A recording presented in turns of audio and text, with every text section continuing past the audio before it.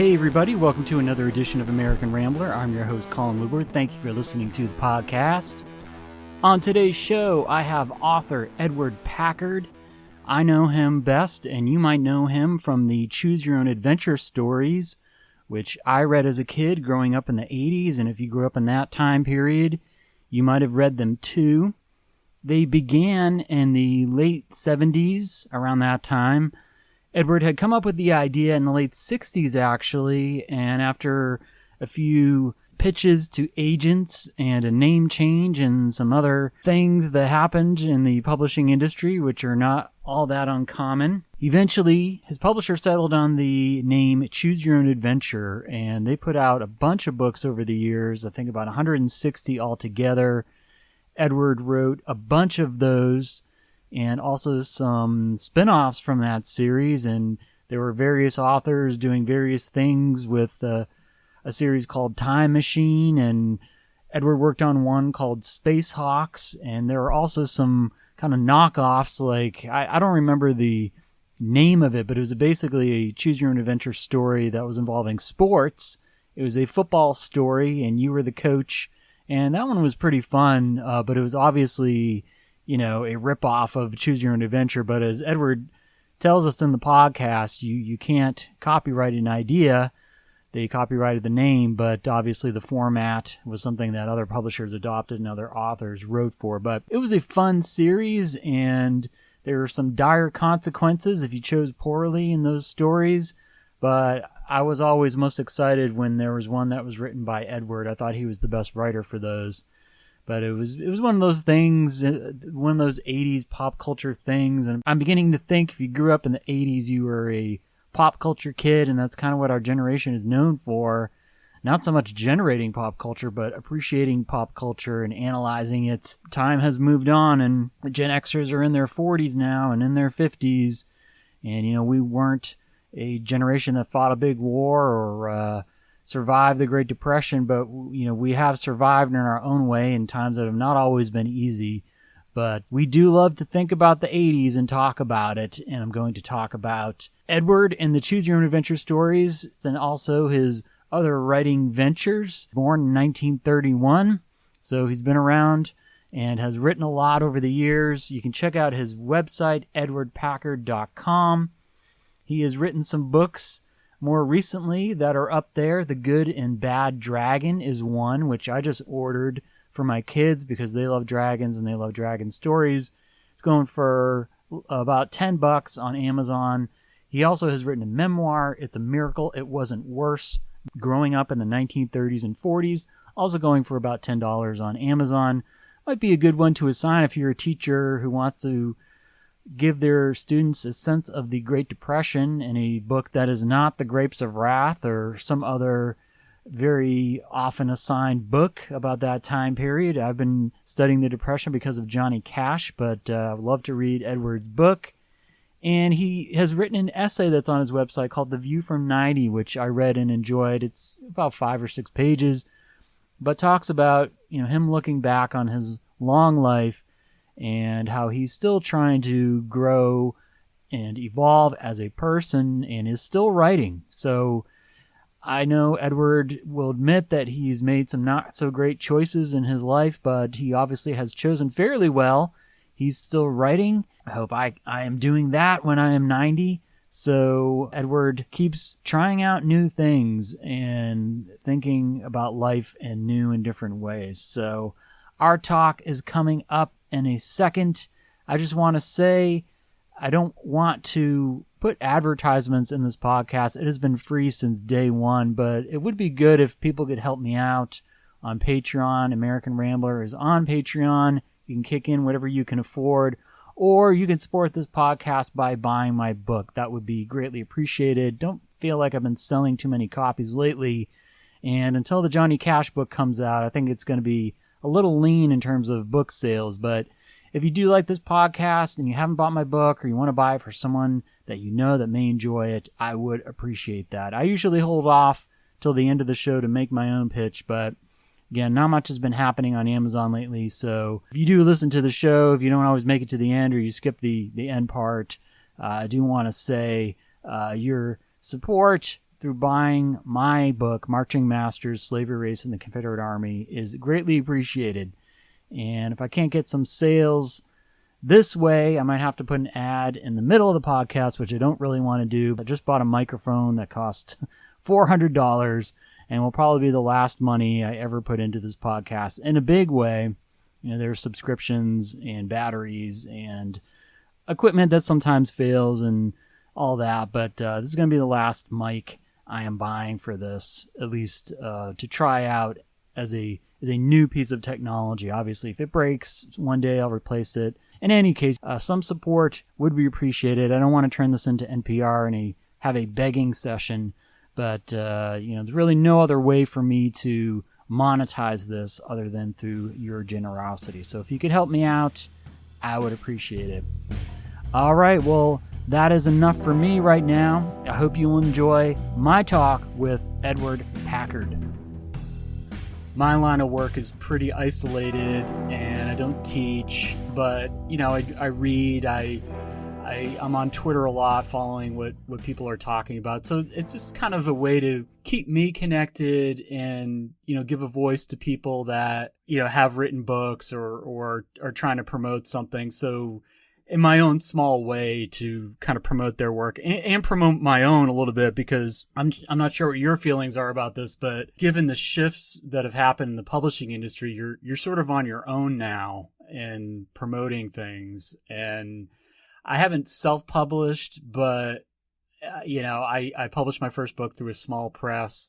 And so if I could just mention it on the podcast a couple times a month, it helps a little bit. I mean, the sales trickle in. So really, initially, the podcast was a way for me to promote my book. I don't know how much it's done, but it's been better than nothing. So it's been kind of a variety of reasons why I wanted to do it and keep doing it. But it certainly has helped me connect with people like you and a lot of other people who I never would have a chance to talk to any other way. I was just thinking that if you, in the course of doing many podcasts, certain themes would emerge, and sure, you might get an idea for a book just drawing on that. When I went to college, and I was looking at what courses to take, and I saw one on cultural history of the United States, and I thought, I'd never heard of such a thing as cultural history. I didn't know that there was such a. So I took the course. It was a very good one, actually, but it was emphasizing the culture and cultural changes and so forth. And in its own way, it is kind of a cultural history, because I'm open to talk about pretty much anything, and right. And sometimes the talks do go into politics or pop culture. I have done some podcasts about movies and TV shows and things like that. So I think nowadays the history profession has changed so much. So there is more of an emphasis on social history, cultural history. Yeah. I have a friend out in Texas who is a really brilliant guy, but he teaches courses on pop culture. He did a course on the show Mad Men, done stuff on Bob Dylan. So that stuff all interests me. It just kind of depends on what the guest is up for talking about. Where did you go to school? What college was that? Well, I went to Princeton and then Columbia Law School. That's my basic education. Those are pretty good. But you're from Long Island, New York, Long Island. I grew up in about 35 miles from the city, from Manhattan. So I guess Princeton, Columbia, they weren't too far geographically for you to go. You obviously were a smart guy growing up. Did you always want to write? I got very interested in astronomy when I was 12 years old, so I wrote an introduction to astronomy. It's about 30 pages long and illustrated, and so that, of course, didn't go anywhere, but it was an interesting project. I guess revealed some interest in writing, and then I sort of sleptwalked into law school, as I explained in my essay The View from 90. I really was sleepwalking. That's my analysis of it. And for instance, you might think going to law school would be a choice that you make because you're really interested in the law or this is that. But it was sort of drifting along for me because I had one sibling, an 8 years older brother, and he went to Columbia Law School, and he was very interested in law. Furthermore, I had an uncle who was a professor at Columbia Law School.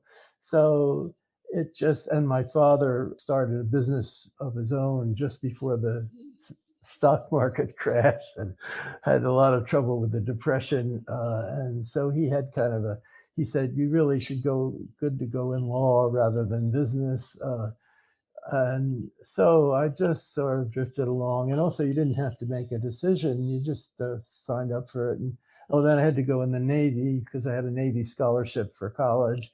And also, that was when I was in college, the Korean War was on. So it was just so I didn't have to think about it. And that's how I went to law school. So I became a lawyer, but I had no motivation for it really, and I started dabbling in writing, and I went to some writing classes and so forth, and it was only because I made this breakthrough that had commercial strength that I was able to leave the law and become a full-time writer. Well, I think that's probably not that unusual for people of a certain, your early 20s or something. You're kind of like you said, sleepwalking through things. You might go to college, but you don't really know what you want to do. But it sounds like even after you got out of Princeton, you weren't really sure. Did the law just seem like kind of a safe bet? Like, I'll make a good living. Yeah. And for people that went through the Depression, like your parents, and I guess you were born at sort of the latter end of the Depression, but I mean, no, I was actually born in 1931. The stock market crash was in, I believe, October 29. But so you do remember it. The depths of the repression, the real bottom was about 1933. Yeah, before the GNP began ooching up. So you do remember those times then? Well, I was a little kid, sort of, yeah, in the 30s, but my mother was baking cakes and selling them for 25 cents, that kind of thing, because right. And we had to move in with my grandparents because my father just started a business, and he didn't want to go into business. Actually, he was a musician, but that he thought he couldn't make a living and support a family as a musician, so he went into business. So he also was no more interested in business than I was in law, but he stuck with it. But having started a business just at the beginning of the Depression was very unfortunate, because everything he started getting going kind of collapsed. And so, what did he want to do as a businessman? What was his idea? Or well, he had worked a little bit after he got out of college. He worked as with a company, and this is before I was born, and he started his business before I was born. But it basically was what I would consider extremely boring business, which is a middleman in what were called mill supplies, and where a manufacturer would want certain kinds of equipment, and he would find the equipment for them, and then he'd make a little profit on it. It was a middleman kind of thing. And he did that. He had an office in Manhattan, downtown Manhattan. What you said, he was a musician. What did he play? He played the cello. Okay. And he worked his way through college, and he grew up in Watertown, Mass. And he worked his way through college by playing the cello. And he was invited to join the Boston Symphony Orchestra.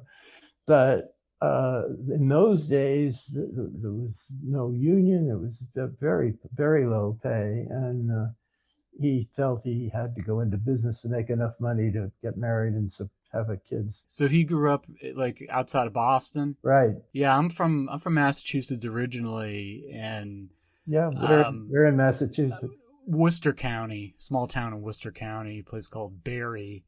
And so we were about 2 hours from Boston. Yeah. But as you probably know from Massachusetts, it's like to go about 40 miles in Massachusetts takes you about an hour and a half. It's it's like slow going. You're near Worcester, the city of Worcester. Right. Yeah, I know Massachusetts backwards and forwards. Oh, okay. Did you live there? Well, I went to Andover, that okay. prep school north of Boston, and Okay. for a time my former wife had a summer house in the Berkshires, Oh, nice. and I've done sailing in Nantucket and Vineyard and Cape. Rented a house in Cape Cod, so I really know it very well. Okay. Yeah, the Berkshires are nice. I lived for a year in Northampton. Was working at Smith. That was nice. But then I moved around a lot. But yeah, I mean, I certainly love a lot of things about Massachusetts. Yeah, and But my brother went to Amherst, so that's okay. There you and go. Yeah. my cousin went to Williams, so Okay. Those are some really good schools. yeah. So it sounds like you're from a pretty smart family. I mean, you got musicians, lawyers. They were smart enough, but I think emotionally they weren't that smart. You know, the emotional intelligence, and that turns out to be perhaps even more important. That's the trick, isn't it? I mean, a lot of people have that issue. Did you have a specialty? I know you didn't really take to the law, but did you have a specialty when you were studying it? Or no, I took general courses, and then I started out with a big Wall Street law firm, but I was very unhappy with that, and I wasn't into it emotionally. And I also sleptwalked into a terrible marriage. So that I was there about 4 years, and then went out. We moved out to the country to Connecticut, and I took a job in a small law firm there. But I was kind of introverted, and you're to do well in a suburban practice like that, you have to, at least unless you have some special niche, you have to be kind of extroverted and join the Rotary Club and all that sort of stuff that was alien to my psychic inner state. And so then I had a job in a corporation for a while. And so it went on and so forth, but it was a very spotty career, and which is why I began thinking about other things. So how long of time period did you kind of commit to this? I mean, you got out of law school and then you practiced in Connecticut. When did that all kind of stop? Then I went into New York for practice and practiced in New York for a while. I was a RCA and while with CBS, and then then I was commuting from Greenwich, Connecticut to Manhattan, and so I was on the train where I had my free time of the day. Yeah, right. Let my mind wander, which is a good thing for it to do. Were you writing stories, fiction? I wrote a children's story, and I also went to an NYU evening course in creative writing. The thing is, you can even if you write a fairly good book, and even if it gets published, it's not likely to begin to be a new career for you, because in any of the arts, the pay can be very low unless you kind of break through, and you know that from your self-publishing of your books. Of course, you it's one thing to write something and get it published, but it's another thing to really generate a viable career out of it. And I wasn't headed in that direction until I got lucky. Was there any pressure from your parents? I mean, your dad, as being someone who went through the Depression as an adult, who had kind of dreams to be a musician, but realized how low pay was there. Was he kind of saying, well, you can always fall back on the law, go ahead with your writing? Or was it more like, just stick with the law and you'll be fine?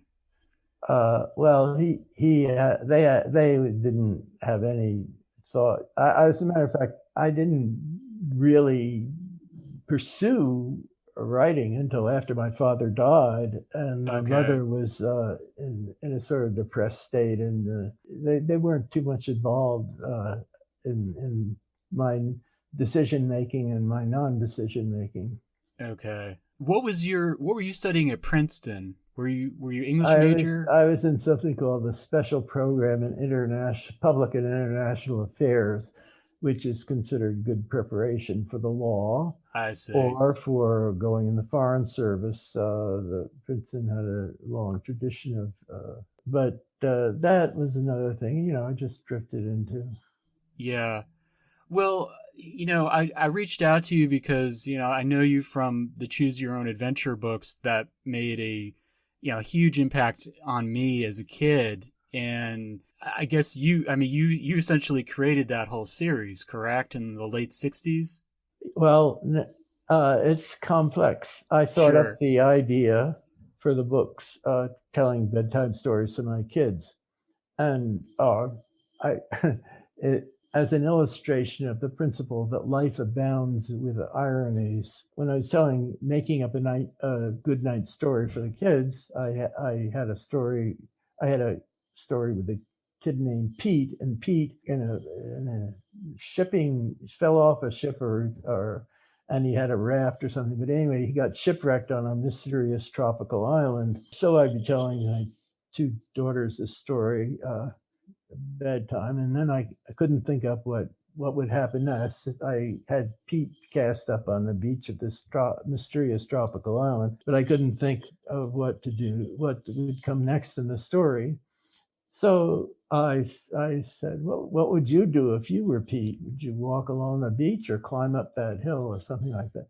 So I got different answers, and so then it came to me that that could lead into multiple plot lines. And so, riding the train into work, I sketched out a plot, multiple plots, and that was the first book.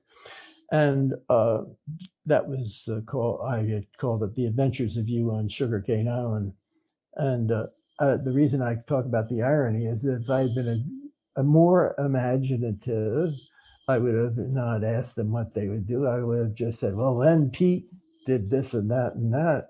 And it would be an exciting story, but I was kind of tired, so let the so that's the way it goes. So then, just very briefly, I did get an agent, but he couldn't sell the book to major publishers, and it wasn't for about 5 years later, 6 years later, actually, that I got a small press to publish it in Vermont, and that was Vermont Crossroads Press. And so then I didn't think they could market it adequately. As you know, small presses, a big problem with publishing and a big opportunity is marketing, and they I felt that they probably couldn't market it that well, and so I did through a friend of a friend, uh, got a contract from Lippincott, which was then a well-recognized publisher. It was later acquired by Harper or Collins,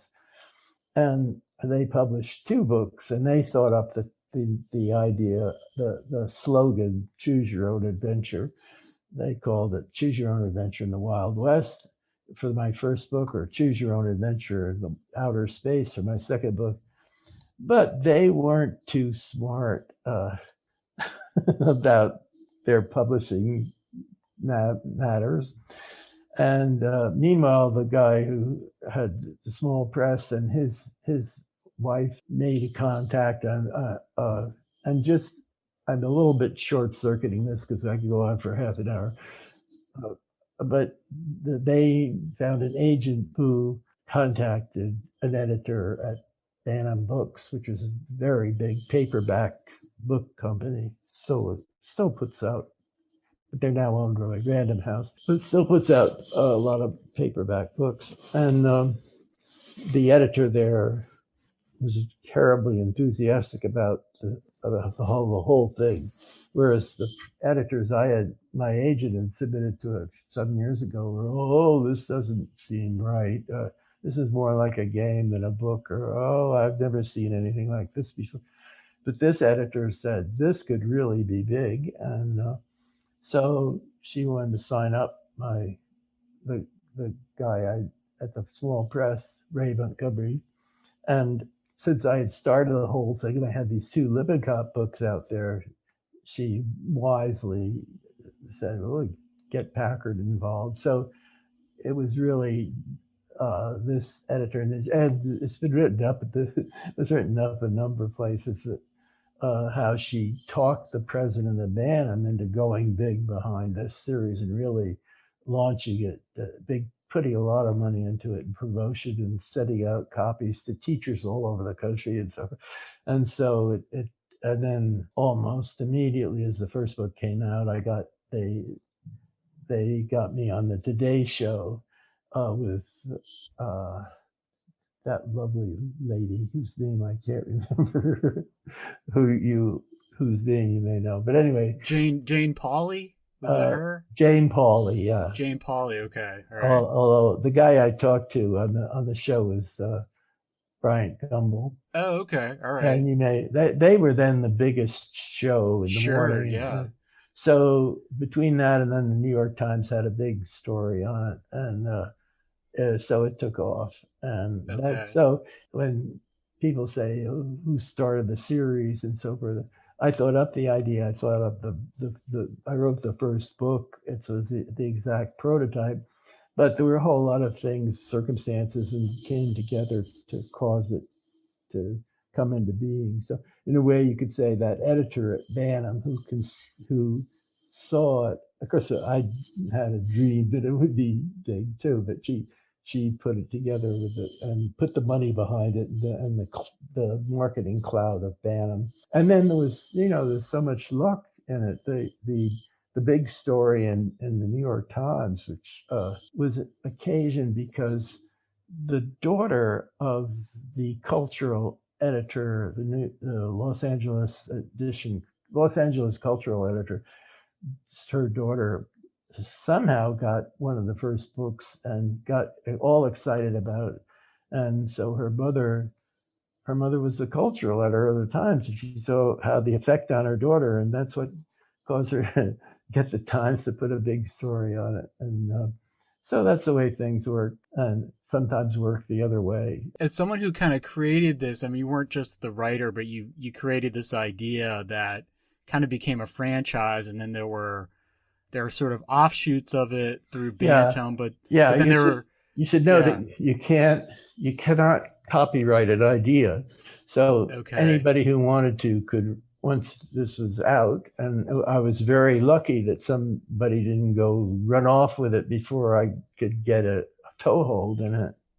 Yeah. But you can't, so anybody can write a book in this format. But what's critical is getting a trademark that's highly recognized. And in that respect, the Lippincott who invented the trademark failed to register it, and they sort of fell down on marketing. And so Bantam thought, this is a great slogan, we'll trademark it, and they did so. And then when the series ran out of steam in the late 1990s, and Random House, which had acquired Bantam, decided to not publish any more of them. Random House, unwisely from their standpoint, in my opinion, they abandoned the trademark. And I was involved in other things at that point. I wasn't at all emotionally involved in Choose Your Own Adventure. And the publisher, the guy who had run the small press, with whom he and I had a falling out, he registered the trademark and so formed a new company. So the series was recommenced by his company, which is called Choose Co. And they are publishing books under the Choose Your Own Adventure trademark now, which they own. I don't participate in those at all. Okay. And I don't. They because of the viability of the trademark, they've had a successful business. But I haven't been really following it at all. That's why when I reissued some of my books and expanded them and adapted them in a deal with Simon and Schuster, I had to use another trademark. But the power of the trademark was such that even though the books, these books, I issued under the U Ventures trademark, they didn't sell well because they simply weren't known, and whereas everyone had choose your own adventure on their mind, and that phrase has become kind of a meme. It's you'll often hear it used in other contexts. Well, I was coming of age as a reader when these books are taking off, and I know you published some in the late '70s, but by the '80s it seemed like they were really kind of in its prime, that series. And so I read a lot of them, some that you'd written, some other authors had written. But yeah, I mean, Bantam, their paperback market was really aggressive. I mean, I remember the Bantam classics were like in every mall bookstore. I got a lot of those, the Choose Your Own Adventures. And then I think there was another sort of related series. It was maybe like a time machine series. Yeah, well, that was, yeah, I knew the guy who started Time Machine. Okay. That was a copy where they used the same format, which, as I said, right, anybody could do. In fact, there were a number of series. One was called Pickup Lot, which I thought was really terrible. And none of these other series, including ones I invented, I had a series put out with Bantam titled Space Hawks, where it's like Top Gun, only in a space force. Another series called Earth Inspectors I did with McGraw-Hill. And all these were my other series, and another one called Escape.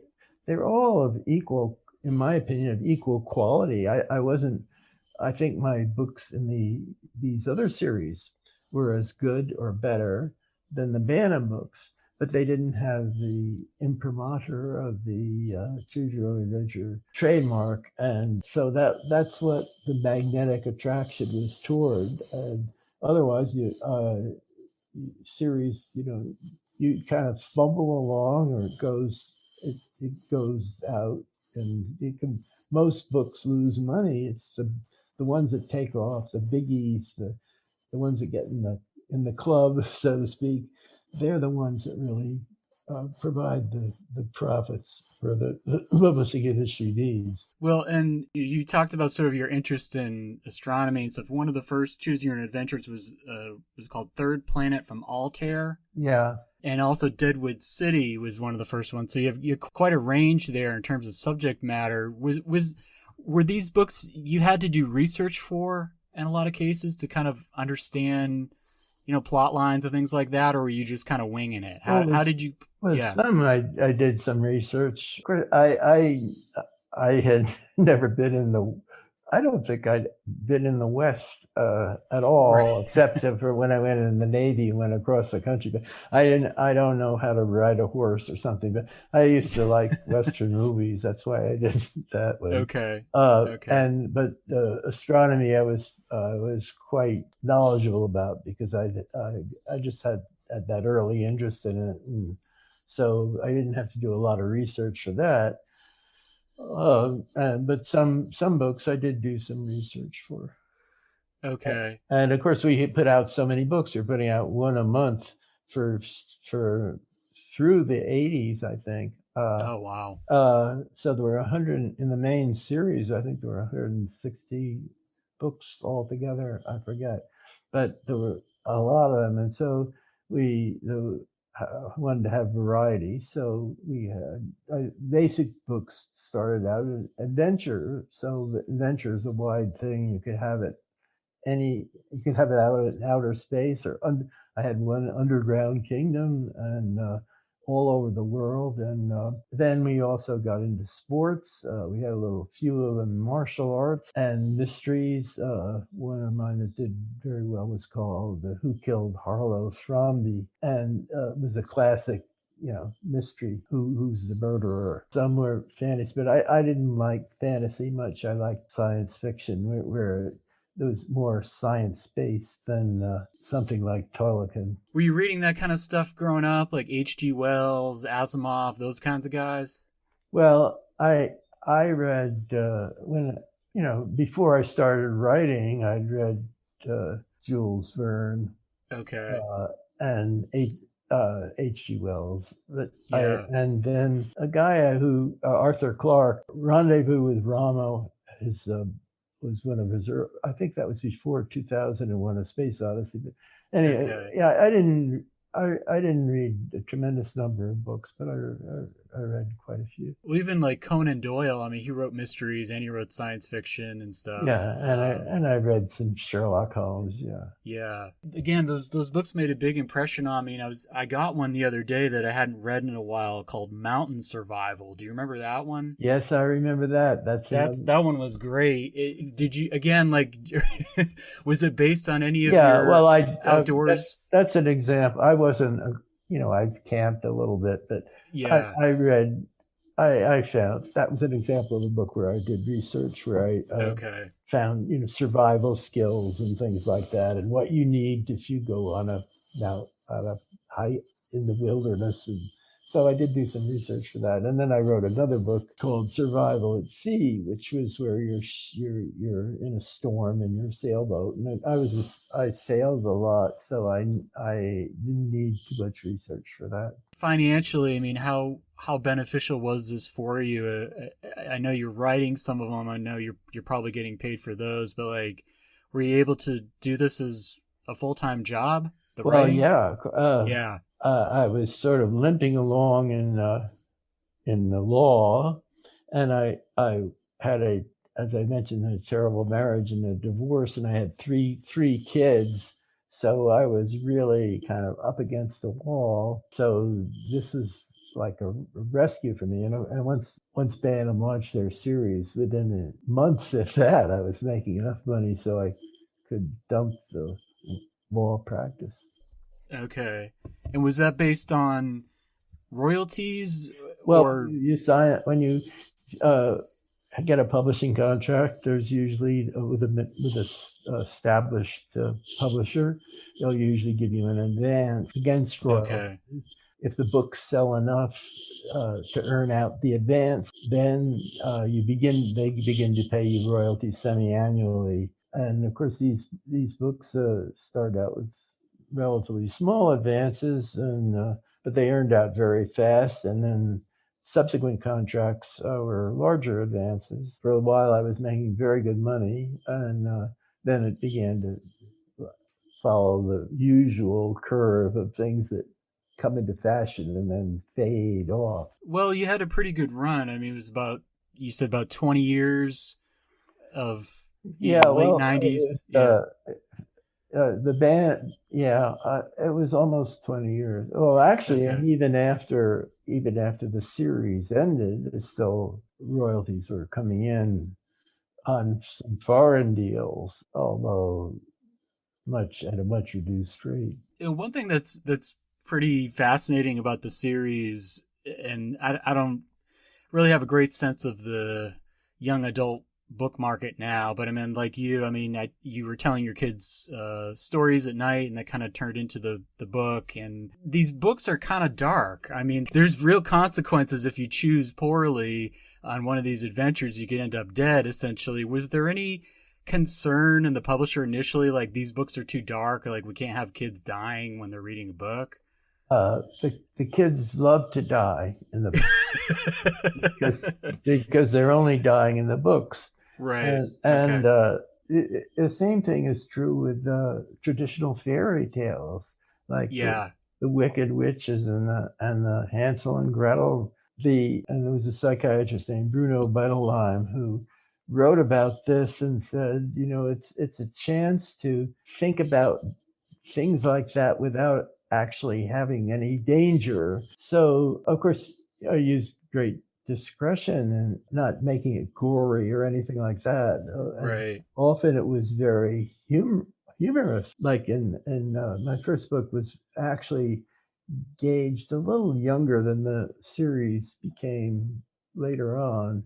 But I think at one point you get caught in quicksand, and so instead of saying, and you die a horrible death of suffocation, gasping with grains of sand entering your lungs and so forth, I instead of writing that, I just say glug, glug, glug. So Yeah. it's so much is in the tone Right. so I exercise considerable sensitivity from that. Yeah. I think you're I right. never really, I never really had anyone complain Okay. about that aspect of it.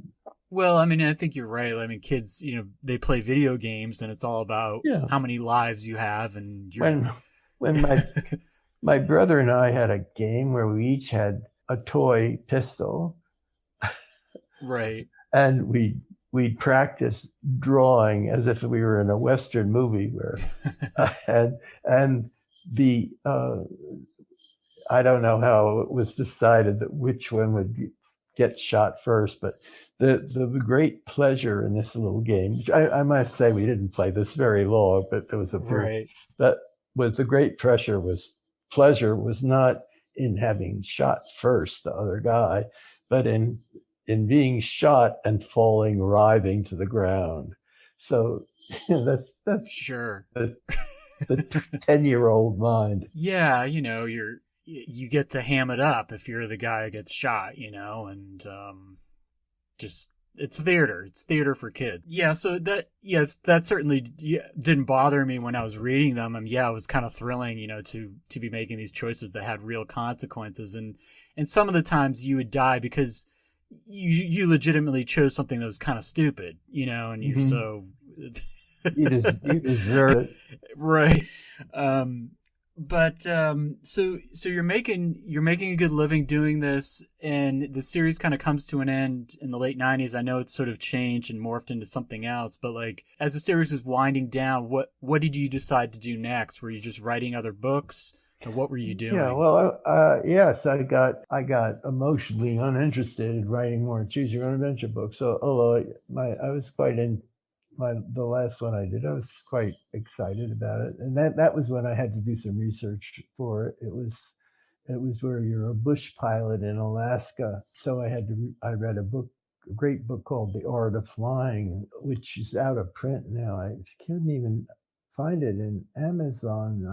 I wanted to get it, but so at that time I could see the series was winding down. I was tired of it. The band was getting the editors there were showing, whereas the first editors were very excited about, these editors were, I want to go on to something else, and Right. they weren't really editing very well. As a matter of fact, they made some sloppy mistakes. So because of my interest in astronomy and space and so forth, I conceived this book, Imagining the Universe, and then I thought I would try some writing an adult novels, but I wasn't very good at it, so I kind of abandoned that. And then I wrote a book for some educational books for little kids, one called Big Numbers, one called Little Numbers, and they got published, but the publisher got an illustrator and tried to ham it up to make it more popular, and really wrecked it, in my opinion. And I had some other ideas, and some books, but I've never really achieved commercial success with these other projects. Right now, I'm still at it. I'm writing I think the only adult novel I could possibly write that would ever find a market would be a science fiction novel.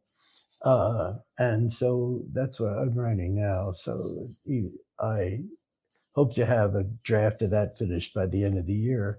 But it's good to have a project to be involved in, and I'm quite involved in this one emotionally, which is a good sign. Well, I mean, I'm pretty impressed. I mean, you just turned 90 in February, is that right? Yeah. And you're still writing, and you're not only still writing, you're trying new things. I know you've obviously you've written a lot of books for children and young adults and everything, but you published a memoir a couple of years ago. It's a miracle it wasn't worse. Yeah, I self-published that. Yeah. What, like, is that sort of a, you just feel, you felt like you need to look back on things? Well, yeah, I guess there's some to it. And also, I thought it was a rather, that was and I think I say it in my little blurb about it in my own website. It's it's kind of a cultural history too of what life was like and how people thought in those times. And then I thought, yeah, it was partly reviewing just what it had been like growing up and how it had affected me later on. And actually, I think it's, of course, everybody's more interested in themselves than in other people. So you can write. I've had a couple of friends write memoirs, and they're terrible, but but I I think this is pretty good. But again, my agent didn't think there would be a market for it. I'm not a celebrity, and that's pretty much. If I were a celebrity, then everyone would be curious about it. But so I only, because I've self-marketed, self-published it, and I don't attempt to market it at all. I've made no effort. You only get a trickle of sales. Nothing that you could call making a living out of. I mean, maybe you could just maybe talk a little bit about the publishing industry now, kind of how it's changed over the years. Like, do you think it's just a lot harder for anyone to get something published through a trade press now? There are certainly a lot of books still published. There are more people.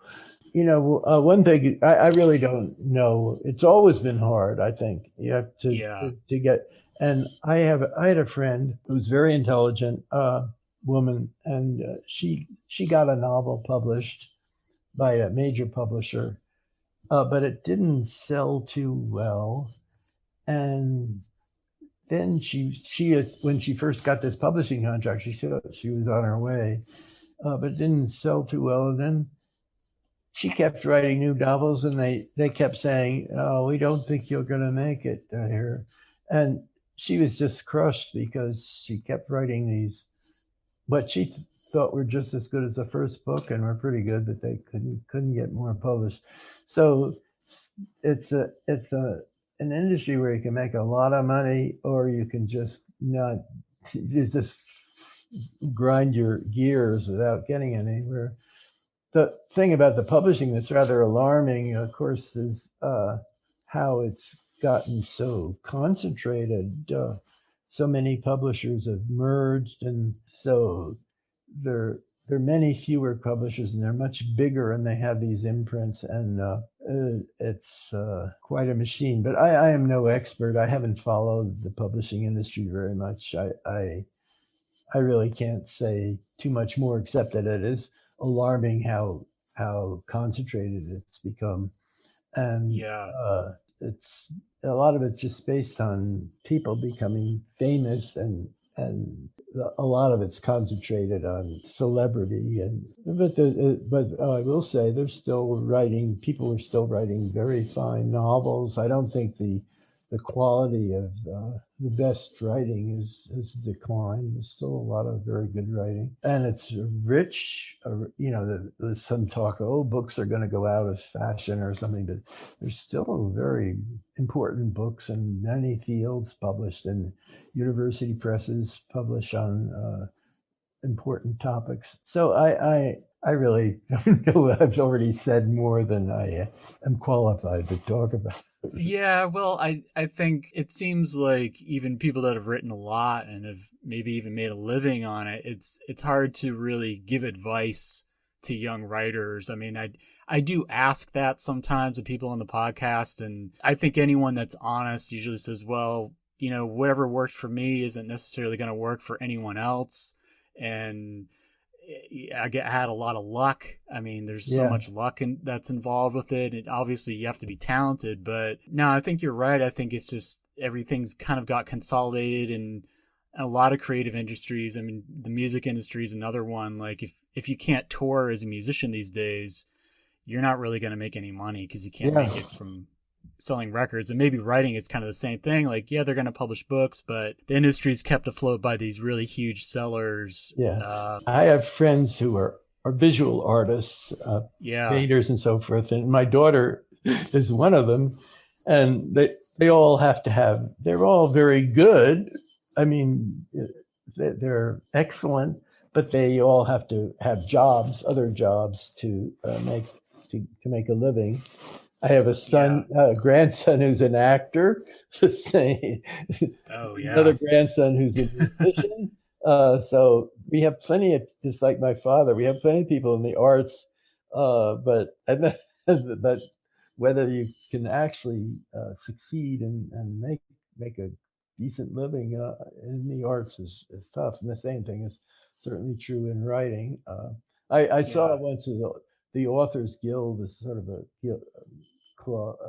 association of authors. That if you've had a published book by a major publisher, I don't know if they've changed the rule, but it used to be you have to have a book published by an established publisher, not a vanity press or self-published. Then you can join the Authors Guild. And so these are authors who've all gotten contracts from established publishers. And the average income of all the members of the Authors Guild is something like $3,800 a year or something. So that gives you of how hard it is. And it's luck. And if I tell people, and I think it's true, that if I had 2% more luck, I would have made tens of millions of dollars. If I had 2% less luck, I would have made zero. So that's the way I look at it. Yeah. Well, do you think there was, in terms of you saying, millions of dollars more, what do you think you could have done to maybe get into that next level? I could have been luckier. Okay. I think it's just highly speculative. It's like I tell people, choose your own adventure. But my theory was to make the what happens after you make a choice, to make it kind of like life, which means that usually a wiser choice will produce better consequences than a dumb choice, but not always.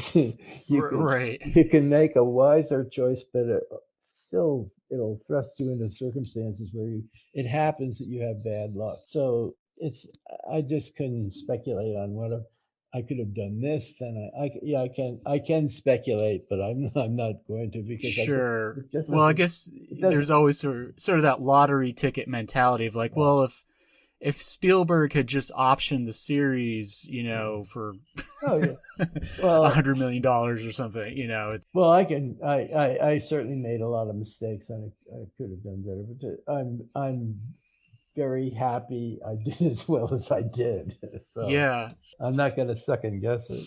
Well, that's good. And I think there's a healthy amount of that you should do. But usually, unless, like you said, sleepwalking through something, you usually have your reasons for whatever choice you make. And maybe you could have chosen better or differently, but if anyone honest will see that would not have necessarily resulted in a better outcome. One thing is, I've read and written quite a bit about decision making, and one thing is, you can have reasons, as you say, but sometimes the reasons you think you have aren't the real reasons why you made the decision. It may be that your unconscious operations in your brain are making the decision, and then you think up a rationale for why you're doing it. There's been a lot of work in neuroscience on this, and psychology and so forth. So you don't have quite the control over your decision making. Your brain is making the decision, but sometimes it doesn't tell you exactly why it's doing it. So and I'm either from a family or part of the country where people tend to overthink things, and sometimes you just get overwhelmed by this sense of choice, which may not really even be that much of a choice when it comes down to it. And so there is something to be said for just kind of making an emotional snap decision about some things. Of course, that can get you into trouble, but every principle when states requires qualification. Yeah. Well, first of all, I just want to say, how many choose your own adventure books did you end up writing? Was it 60 plus? Yeah, well, they wanted so many books that Right. we subcontracted and got other writers to write many of them. And but I personally, you see, there was the main series, which was pretty much for 8 to 12-year-olds, 4th, 5th, and 6th grade. And of those, I personally probably wrote maybe 30 out of 180. Then there was a series which sold not anything as well for younger children called Skylark Choose Your Own Adventure for 1st, 2nd, and 3rd grades. I wrote about 12 of those. Okay. Then I started a series, Space Hawks. I wrote 6 of those. I wrote all the books in the Space Hawks series. And then started a series called Escape. I wrote 2 of the 8 that were published in that. And I started a series called Earth Inspectors, where you're you come from a very advanced planet, and astronomers on this planet have discovered this planet Earth, and they say, this Earth, it's populated with intelligent people, but there are weird things going on there. We better check that out. So you're sent to inspect the Earth. So it was an educational series. I wrote probably 4 of those, and I think there were 12 in that particular series published. Then they had a series, Adam had another subsidiary series called You Choose Your Own Nightmare, which was a horror series. I wrote a couple of those, such as The Night of the Space Vampire was my biggest seller of that. Okay. And that was about it. There was also a brief tie-in with Disney, which I don't remember much about, except that they sent me to Los Angeles and I met Snow White.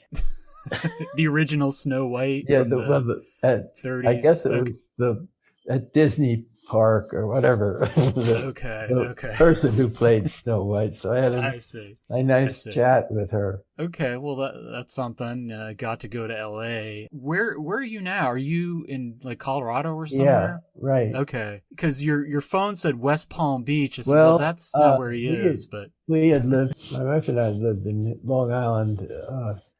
And my brother had retired. My much older brother had retired, moved to Florida, and so we decided we got a house down there. Then we decided to move there full time to Delray Beach. We're big swimmers, and we got a place, easy walk to the ocean beach. So we got down there, but then my brother died, and my ocean became less attractive because of increasing numbers of jellyfish. And also there was something enervating and depressing about the Florida from the standpoint. I hear that. Well, I did my honeymoon in West Palm Beach. And after a couple of days, I said, we got to go to the Keys. It just kind of felt like, I lived in Baton Rouge for a while when I was in grad school. It felt a lot like Baton Rouge. It was kind of like this sprawling, really hot, flat place. And so the Keys was kind of refreshing to go down there. And we been to Key West many times. Yeah. I had a nephew living there for a while. But then for various family reasons, with my wife's son and so forth, we got interested in Colorado and came out here, and we're in Durango, which is just an ideal town from my standpoint, because I said we were swimmers, and they have the best rec center swimming pool I've ever been in. It's just 12 lap lanes, And then there's wonderful hiking trails and ski. And so it's a great place. And also, as far as culture, it doesn't have all the culture that New York has, but Sure. we had a lot of that. And of course, we go back to New York a lot. Yeah, well, I think Florida, like New Englanders, people from the Northeast, Yeah. you want to get away from the winters so bad, but there's a price to be paid living someplace like that. It can, like you said, it's enervating. I mean, it's the heat and the humidity alone, but then just the culture is very different. I think so. And I agree with you that, it's a little different feeling at Key West, but then Sure. then there's the flatness of it all, which and also, well, I don't want to run down Florida too much, but no, I hear you. We found it enervating, I thought, and I did once crossing in the summertime. Crossing the Home Depot parking lot is like crossing the Sahara Desert. Yeah, I think you made the right choice going to Colorado. And politically, if you're a fairly progressive person, it's much more comfortable than Florida, which is pretty crazy. So I understand that move. But I want to talk about this to wrap up. The View from 90. I read that essay. It was very interesting. And again, like, you're not slowing down in terms of your writing and kind of reflecting on things.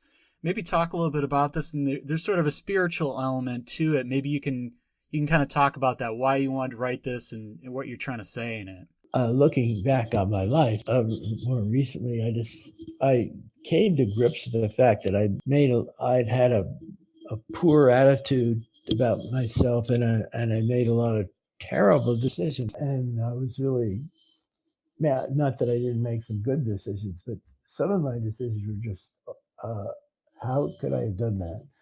So I was doing a lot of reading and conversations with people, and I began to think.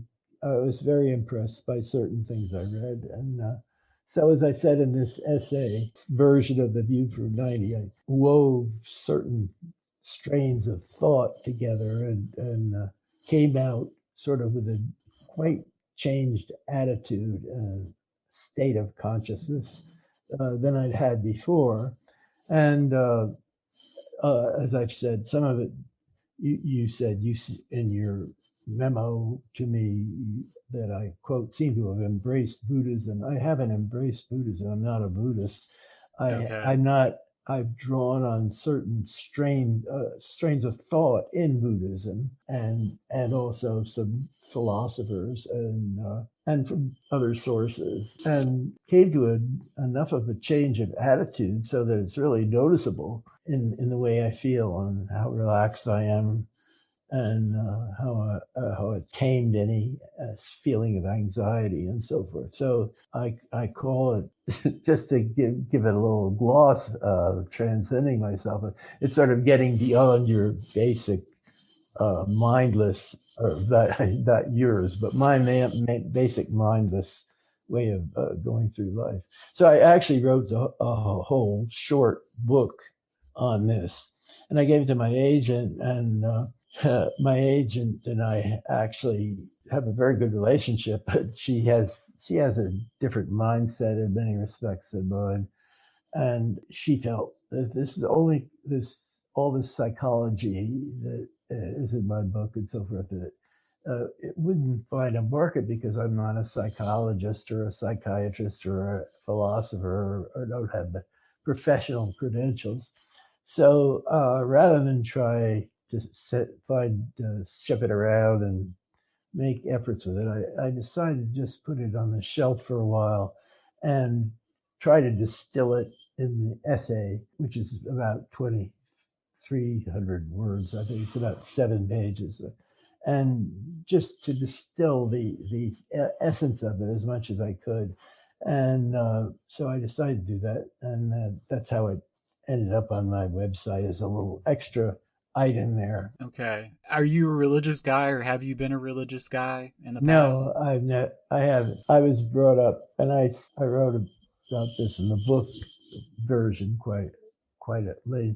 I was brought up in the Episcopal Church, and my father didn't care about my religion. My mother was quite religious, and so I was indoctrinated, but I did not have a religious temperament or spirit.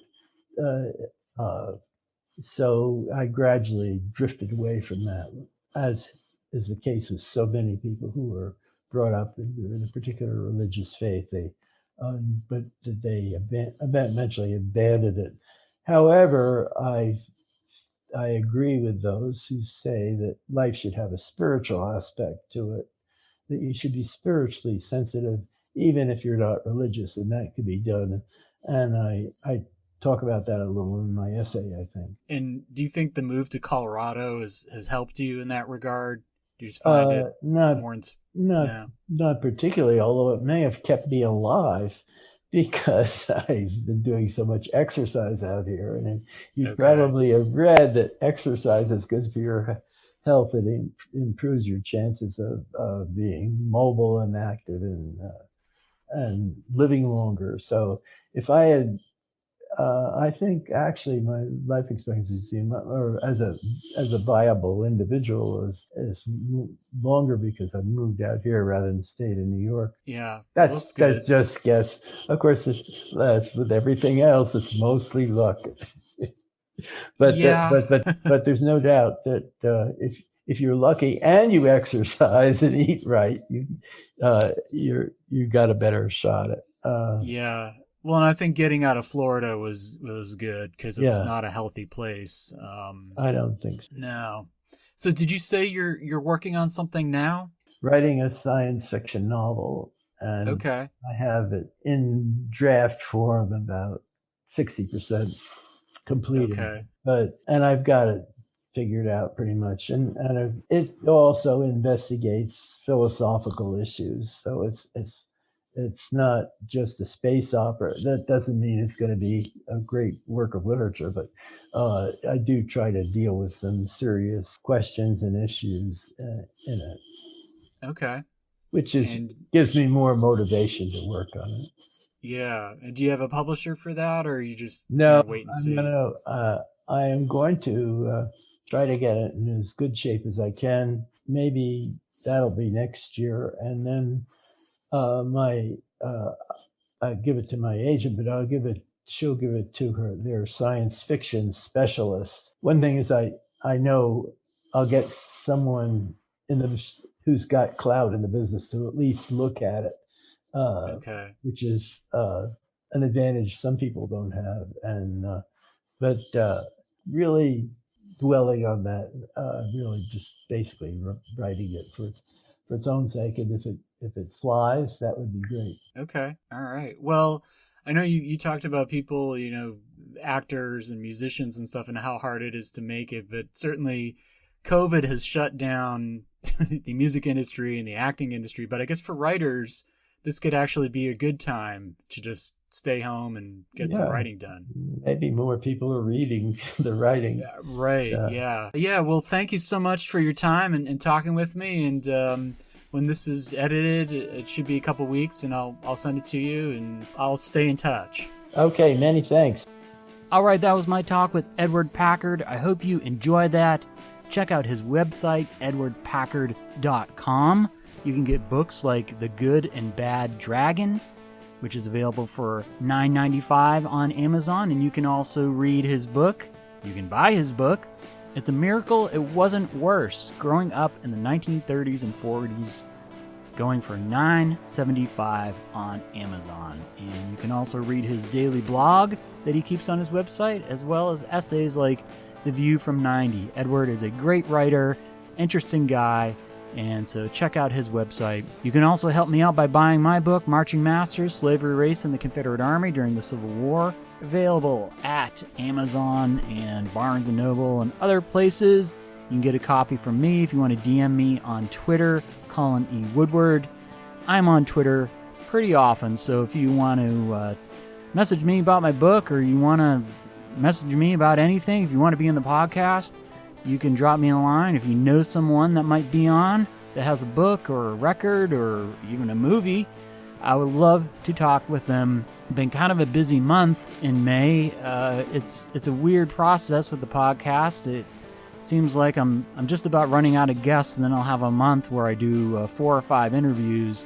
And as any podcaster will tell you, the worst part is doing the editing. So I'm trying to stay on top of that. But got a bunch of other things going on with my book and taking care of the kids and trying to get the backyard ready. So you know how it is.